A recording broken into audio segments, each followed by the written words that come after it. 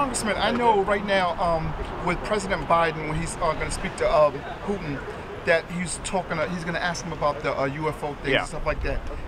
I think that's ridiculous. If the Russians had UFO technology, I mean, they would own us right now. They used to say that. I've heard people talk about how the Nazis had it in the Second World War. If they did, they would have won. That is ridiculous.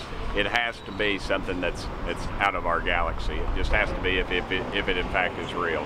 Hey, Congressman, you have always been a straight shooter.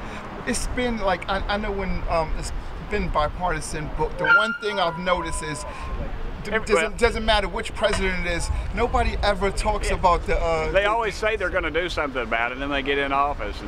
And honestly, I thought Trump was going to do something. They was going to release the files, but you know, they release these files are redacted. It's just a big blob of whiteout, and clearly something's going on that we can't handle. I mean, UFOs were in the Bible.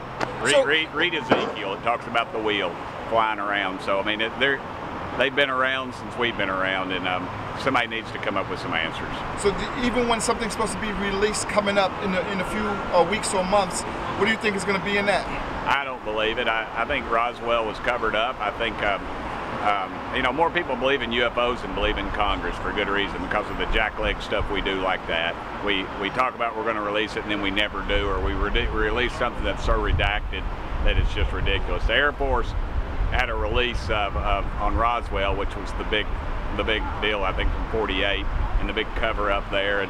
And the guy that did it was a smart aleck, and he kind of smirked the whole time, and nobody took it serious. They ought to take it serious. The American public wants to know, and frankly, we deserve to know. I think at some point it's gonna happen, man. I think so too. I think they're going to release that. I think somebody's going to release stuff. The Kennedy assassination files. They're going to do it all, but we haven't had a president with enough guts to do it just yet.